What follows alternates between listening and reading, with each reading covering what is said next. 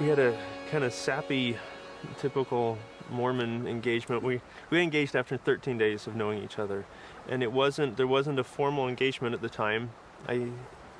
We just kind of started talking about our life together. We'd never mentioned marriage up to this point. It just happened. Well, it wasn't a matter of what do we want to do, separately in our future as what are we going to do? And I knew that was what I wanted. This was the person I wanted to share my life with. I wanted to raise children with. I wanted to live through hard times with. And that commitment, that feeling, is what we've needed to get us through tough times over the years. Yeah. Dealing with SSA and a lot of other challenges too. And about a year after we got married, we attended, I was dealing with some pornography issues, and at my bishop's council, we attended Evergreen conference. We enjoyed the company, we enjoyed the people we talked to. But I was in complete denial at that time. I was convinced this was something I was going to get over. This was something that I was going to fix. I had all these plans in place. I had a game plan. I was going to beat this. I was going to me, overcome it said that I would be normal, that I would be attracted to women, and that I saw it as an addiction. I was so afraid that someone was going to find out that I was attracted to men. I'd never been around anyone that was openly gay, except for one brief moment. And so there was nothing in my life that I can think of that would have directly given that to me. The only interaction I had was from media. I remember from a very early age, I was 8 years old when the first time I remember that there was noticing a difference in what I was interested at that age and listening to other kids talk, which became very much more apparent to me as I entered puberty and onward. It was very apparent to me all along that there was something different about me, and that there shouldn't be, was my thought, and I just needed to be very careful what people saw. It was very separate, a very separate part of me. I felt at times as if I had two lives, two parts of me: the public part that everybody saw, and this strange part of me that I didn't know what to do with. But I lived with it. I was so afraid of it, so ashamed of it, that I kept it completely hidden. I never pursued. I was so afraid of my feelings, any potential feelings for other people, other men, that I never pursued it in any form or aspect. I went on through high school, served a mission, and people have asked me if that was challenging for me or hard. How did my SSA affect that? And it didn't at all.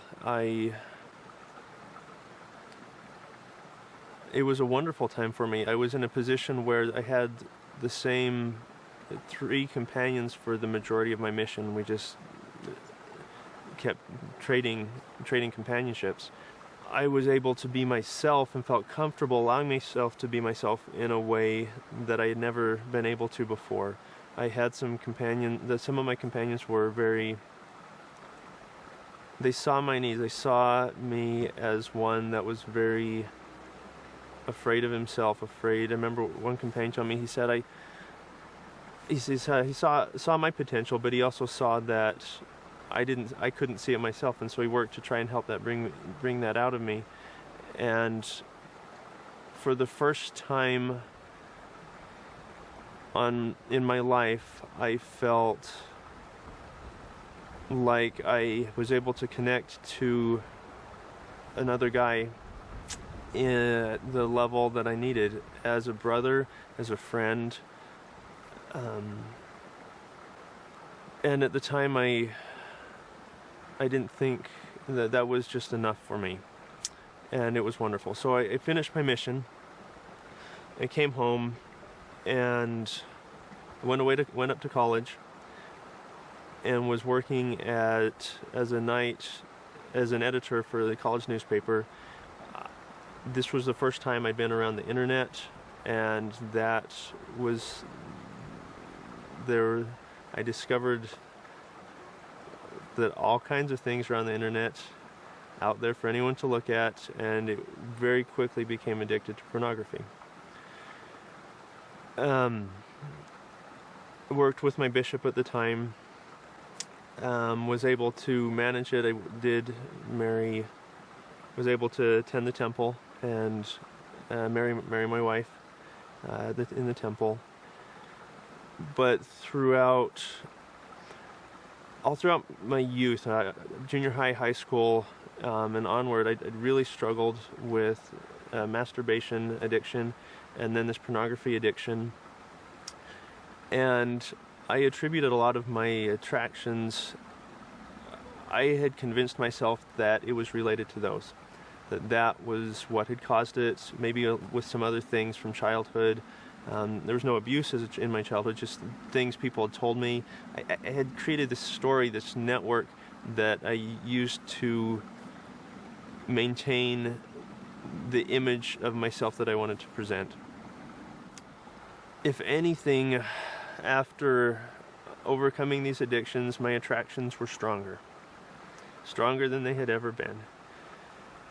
And I was against my own desires, I was forced to consider the fact that I was gay. I was just so confused. I didn't know what was going on. I was dealing with this every day inside my head, and I was not happy with the way I was acting as a father, as a husband. I was dealing with so much anger and so much frustration. I was always short-tempered. I was always looking for coping mechanisms to deal with this stress. Just run a little bit more. Just go on a longer hike. Just read a book, watch a movie. Just anything I could do to try and manage what was going on inside my head. And it was marginally working. But there came a time where it wasn't enough. I was worn out and I couldn't do it anymore on my own because I'd been trying for so many reasons. Because that's just what you do.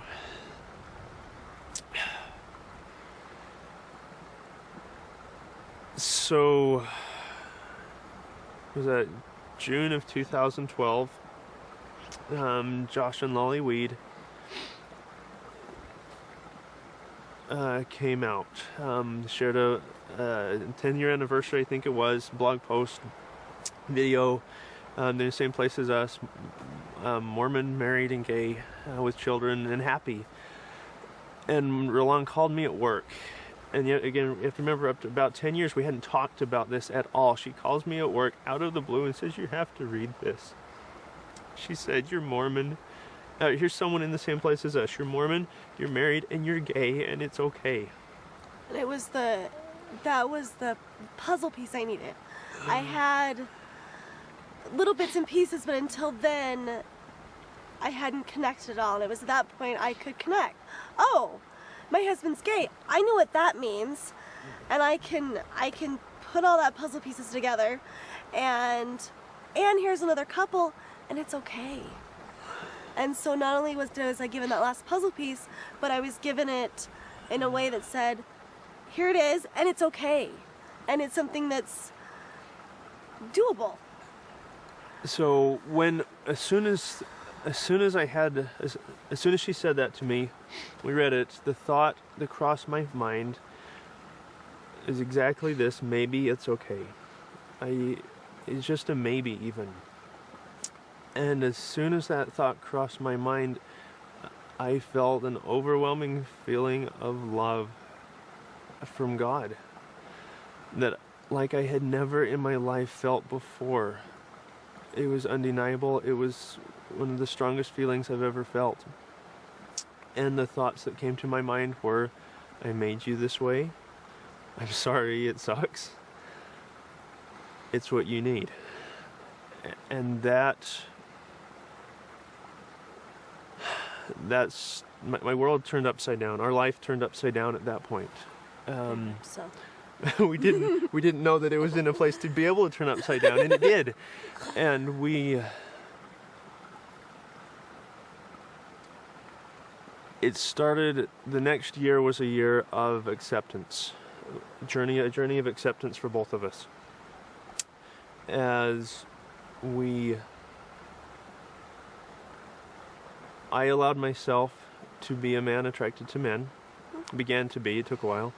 And Wrylon was there by my side working through it of what does this mean? What does it mean for you? What does it mean for us? What does it mean for her?